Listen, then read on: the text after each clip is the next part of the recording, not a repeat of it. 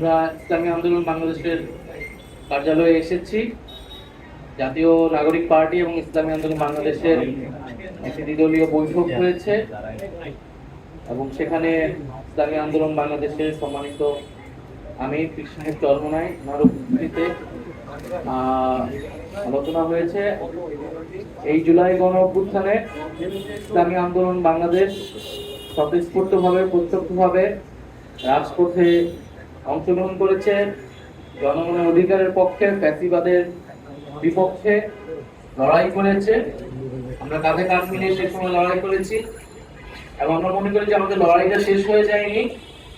আমাদের যেই জুলাই গণ অভ্যুত্থানের আকাঙ্ক্ষা, প্রত্যাশা এবং নতুন রাজনৈতিক বন্দোবস্ত প্রতিষ্ঠার জন্য এই সংস্কারের পথে আমরা এগোচ্ছি। আমরা মনে করি সেই রাস্তায় আমাদের এখনো সেই ঐক্যের জায়গাটা ধরে রাখতে হবে।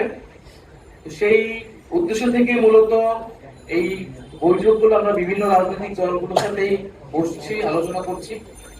আমাদের যে বিচার, সংস্কার এবং গণপরিষদের এজেন্ডা, তিনটি এজেন্ডা রয়েছে, আমরা সেই বিষয়গুলো নিয়ে আলোচনা করেছি। আমাদের বেশিরভাগ বিষয়ে ঐক্যের জায়গা আমরা খুঁজে পেয়েছি। যেসব জায়গায় দ্বিমত রয়েছে সেটাও পরবর্তীতে কিভাবে নিরসন করে আমরা ঐক্যবদ্ধ জায়গায় আসতে পারি সেই বিষয়ে আমাদের আলোচনা হয়েছে। পরবর্তী কার্যক্রম কিভাবে এগোনো যায় সেই বিষয়ে আলোচনা হয়েছে। আমি যদি উদাহরণস্বরূপ বলি, সংস্কারের ক্ষেত্রে ইসলামী আন্দোলন বাংলাদেশ সংখ্যানুপাতিক নির্বাচনের কথা বলছে। আমরা কেবল উচ্চ কক্ষে সংখ্যানুপাতিক নির্বাচনের কথা বলছি। ওনারা দুই কক্ষে সংখ্যানুপাতিক নির্বাচনের কথা জোর দিয়ে বলছেন। ওনারা ওনাদের যুক্তি উপস্থাপন করেছেন। আমরা বলেছি এই বিষয়টা আমরা বিবেচনা করব, আমরা আলোচনা করব।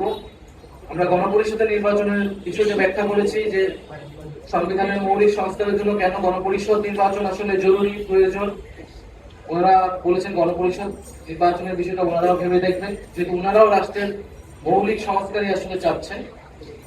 আর এর পাশাপাশি আমাদের যে আওয়ামী লীগের দলগতভাবে আওয়ামী লীগকে বিচারের আওতায় আনা এবং আওয়ামী লীগের যে বিচার চলাকালীন সময় আওয়ামী লীগের রাজনৈতিক কার্যক্রম নিষিদ্ধ করা, নিবন্ধন স্থগিত করা ইত্যাদি বিষয়ে আলোচনা করেছেন। আমরা আমাদের অবস্থান বলেছি, ওনারাও এ বিষয়ে ঐক্যমত পোষণ করেছেন। তো আমাদের এই বিষয়গুলো মাত্র আজকে আলোচনা শুরু হয়েছে এবং এটা অব্যাহত থাকবে এবং যদি প্রয়োজন হয় মাঠেও আমরা একসাথে জনগণকে ঐক্যবদ্ধ করব। এবং আমাদের বর্তমান রাজনৈতিক পরিস্থিতিতে যে আমরা দেখছি সারা দেশে এক ধরনের চাঁদাবাজি, লুটপাট এবং জনগণের অধিকার হরণের মতো কাজগুলো আবারও বাংলাদেশের রাজনীতিতে ফেরত আসছে, তার বিরুদ্ধে আমাদের দৃঢ় অবস্থান। আমরা জনগণকে সেই আস্থার জায়গা দিতে চাই যে বাংলাদেশের মানুষ একটি নতুন বাংলাদেশের জন্য, নতুন রাজনৈতিক সংস্কৃতির জন্যই কিন্তু আসলে জুলাই গণ অভ্যুত্থানে রাজপথে নেমে এসেছি। যদি পুরনো রাজনৈতিক সংস্কৃতি, পুরনো বন্দোবস্তের জন্য কেউ চেষ্টা করে তাহলে বাংলাদেশের জনগণ সেটা মেনে নেবে না এবং জুলাই গণ অভ্যুত্থানের শক্তি হিসেবে, ফ্যাসিবাদ বিরোধী শক্তি হিসেবে আমরাও সেটা মেনে নেব। তো আমরা আশা করি যে আমাদের মধ্যে যে আলোচনা হয়েছে এবং স্থানীয় নির্বাচনের বিষয়ে আলোচনা হয়েছে, এটা জাতীয় নাগরিক পার্টি এর আগেও বলেছে, জনদুর্ভোগ এবং নাগরিক সেবা যে পাচ্ছে না মানুষ, সেটার জন্য জনগণের ভিতরে স্থানীয় নির্বাচনের একটা আকাঙ্ক্ষা তৈরি হয়েছে। ইসলামী আন্দোলন বাংলাদেশ তাই মনে করে। সেই বিষয়ে নির্বাচন, এই প্রশাসন, স্থানীয় সরকার নির্বাচনের মাধ্যমে সেই বিষয়টা আসলে সুরাহা করতে পারে বলে আমাদের কাছে মনে হয়েছে। এছাড়া নির্বাচন কমিশনের বিষয়ে আলোচনা হয়েছে যে নির্বাচন কমিশন পুরনো আইন দ্বারাই পরিচালিত হচ্ছে। সংস্কারের যে বিষয়টা সেটাকে পাশ কাটিয়ে কেবল নির্বাচনের প্রস্তুতির কথা বলতেছে। এই বিষয়গুলো জনমনে এক ধরনের সংশয় তৈরি করছে।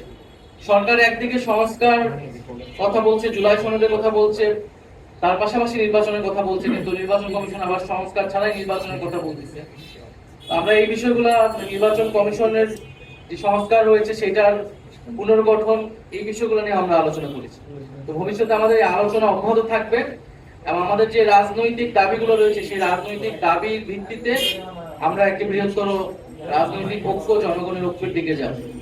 নির্বাচনকে সামনে রেখে এই সংখ্যাগুলো নয়।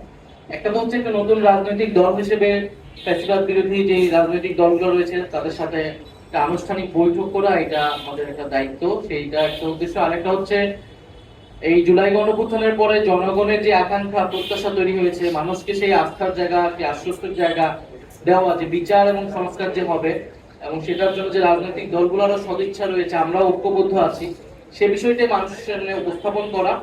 আমাদের এই সংলাপ বা এই ঐক্যের জায়গাটা মূলত যে রাজনৈতিক দাবিগুলো আমরা সামনে রাখছি, সেই রাজনৈতিক দাবিগুলোর উপর ভিত্তি করে একটা রাজনৈতিক সমঝোতা আপনারা হিসেবে দেখতে পারেন। এখানে নির্বাচনের বিষয়গুলো এখনই আসে নাই, তবে রাজনৈতিক এই ঐক্যে বা সমঝোতার জায়গা থেকে আমাদের মাঠের ঐক্য পরবর্তীতে সেটা নির্বাচনের দিকে যাবে কিনা সেটা আসলে পরবর্তী সময়ে আসলে বোঝা যায়।